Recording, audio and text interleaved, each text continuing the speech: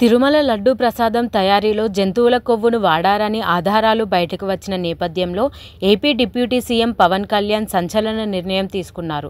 ఈ మేరకు ఆయన పశ్చాత్తాప దీక్షను ఆదివారం స్వీకరించారు. శ్రీవారి ప్రసాదంలో కల్తీ జరిగినందుకు గాను క్షమించాలని శ్రీవారిని కోరుతూ దీక్షను కొనసాగించనున్నారు. ఈ క్రమంలోనే ఆయన మీడియాతో మాట్లాడుతూ తిరుమల లడ్డూను దేశంలోనే ప్రతి భక్తుడు మహాప్రసాదంగా భావిస్తారని పేర్కొన్నారు.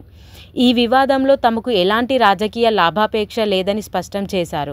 గత ప్రభుత్వం సంస్కరణల పేరుతో టీటీడీ పరిధిలోని అనేక మార్పులను చేసిందని గుర్తు చేశారు. ఇక రాష్ట్ర వ్యాప్తంగా వైసీపీ పాలనలో 219 ఆలయాలను సైతం అపవిత్రం చేశారని ఆరోపించారు. గత ప్రభుత్వం హయాంలోని టీటీడీ పాలక మండలిపై శ్వేతపత్రం విడుదల చేయాల్సిన అవసరం ఉందన్నారు.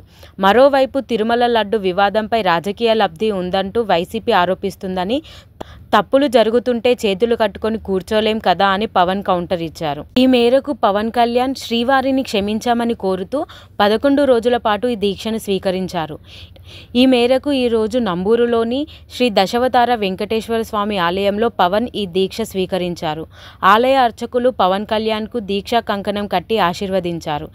ఈ రోజు నుంచి ప్రారంభమవుతున్న ఈ దీక్ష 2వ తేదీ వరకు కొనసాగనుంది. దీక్ష తర్వాత పవన్ కళ్యాణ్ నేరుగా తిరుమల వెళ్లనున్నారు. కాగా ఈ విషయాన్ని శనివారమే ఆయన ట్విట్టర్ ద్వారా వెల్లడించారు.